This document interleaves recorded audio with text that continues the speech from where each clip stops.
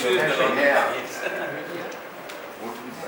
travel agencies, and they can go around, and because in Switzerland also we have the thing that everybody goes to the Jungfrau Joch.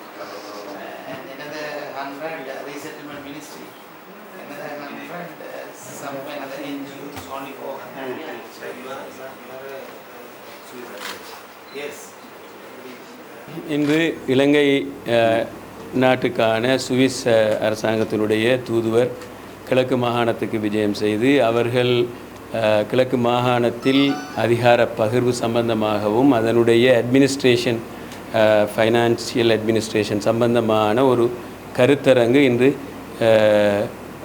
ஆரம்பித்து வைக்கப்பட்டது. அவர்கள் அதுக்கான resource பர்சனையும் Swiss அரசாங்கத்தில் முன்னாள் ஒரு முதலமைச்சராக இருந்த ஒரு டாக்டர் ஹெட்ல என்பவரையும் இன்று எங்களுக்கு அழைத்து தந்து அதனுடைய கருத்தரங்கு இன்னும் 3 நாட்களாக தொடர்ந்து நடைபெற இருக்கின்றது. அதில் மாகாணத்துக்கான அதிகார பகிர்வு இங்கு எவ்வாறு இடம்பெற வேண்டும் என்பதற்கான அவர்களுடைய அனுபவங்களை எங்களுக்கு ஷேர் பண்ணுவது சம்பந்தமாகவும், அது மாத்திரமல்ல சுவிஸ் நாட்டினுடைய முதலீட்டாளர்களை கிழக்கு மாகாணத்துக்கு கொண்டு வருவது சம்பந்தமாகவும் நாங்கள் கலந்துரையாடி இருக்கின்றோம். கலந்துரையாடி இருக்கின்ற போது கிழக்கு மாகாணத்தில் இருக்கின்ற ஒட்டுமொத்தமான நல்ல முதலீடுகளுக்கு நல்ல இருக்கின்ற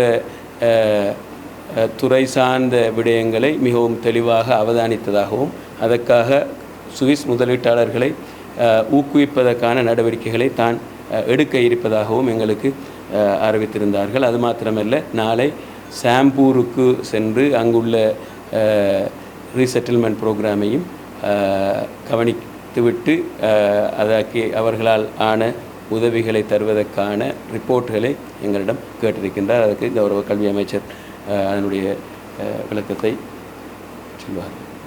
சுவிஸ் நாட்டினுடைய தூதுவர் இன்றைய தினம் முதலமைச்சருடைய அலுவலகத்தில் எங்களோடு கலந்துரையாடும் பொழுது சம்பூர் பிரதேசத்தினுடைய மேல்குடியேற்ற நிலைமைகளை பற்றி அவருக்கு நான் விளக்கி கூறினேன். சம்பூர் மேல்குடியேற்றத்தினுடைய 2வது கட்டத்திலே 500க்கும் மேற்பட்ட குடும்பங்கள் மேல்குடியேற்றம் செய்யப்பட்டிருக்கின்றன. ஆனால் அந்த மேல்குடியேற்றப்பட்டவர்களுக்கான வசதிகளை அளிப்பதிலே எங்களுக்கு சில பிரச்சனைகள் நிலவுகின்றது. ஆகவே சுவிஸ் தூதுவர் அவர்களை நாளைய தினம் சம்பூர் அந்த மேல்குடியேற்ற பகுதிகளுக்கு விஜயம் செய்து அங்குள்ள மக்களுடைய நிலைமைகளை பார்வையிடுமாறும் நாங்கள் கேட்டுக்கொண்டோம். அவர்களிடமும் அங்கே செல்வதற்கான ஒரு திட்டமும் இருந்தது. நாளைய தினம் அவர்கள் சம்பூருக்கு சென்று அங்கே உள்ள இந்த மேல்குடியேற்ற மக்களை சந்தித்து அவர்களுடைய நிலைமைகளை அறிந்ததன் பின்பு அவர்களால் செய்யக்கூடிய உதவிகளை சுவிஸ் அரசாங்கம் செய்வார்கள் என்று நான் எதிர்பார்க்கின்றேன். அந்த மக்களுடைய வாழ்வாதாரத்தை மேம்படுத்த வேண்டிய மிகப்பெரிய தேவை எங்களுக்கு இருக்கிறது. அவர்களுக்கு அடிப்படையாக முதற்கட்டமாக தற்காலிக வீடுகள் அமைத்து கொடுக்க வேண்டிய தேவையும் இருக்கின்றது. இவைகளை பற்றி விளக்கமாக சுவிஸ் தூதுவருக்கு சொல்லியிருக்கின்றோம்.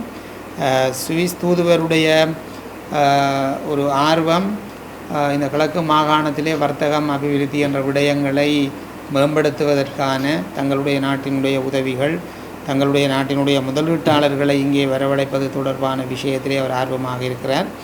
அது மிகவும் வரவேற்கத்தக்கது. ஆனால் வர்த்தகம் அபிவிருத்தி என்பவற்றை மேலோங்க செய்வதற்கு எங்களுடைய மக்களுடைய அடிப்படை வலு அல்லது அவர்களுடைய பொருளாதாரம் முதலிலே கட்டியமைக்கப்பட வேண்டிய தேவை இருக்கிறது. ஆகவே அந்த விடயத்தையும் சுவிஸ் தூதுவர் அவர்கள் சேர்த்து கவனிக்க வேண்டும் என்று நாங்கள் சொல்லியிருக்கின்றோம். இந்த விடயங்கள் எங்களுடைய கிழக்கு மாகாணத்திலே பொருளாதாரம் வர்த்தகம் என்பவற்றை கட்டி எழுப்புவதற்காக சுவிஸ் தூதுவர் அளிக்கக்கூடிய அந்த உதவிகளை நாங்கள் மிகவும் வரவேற்கின்றோம்.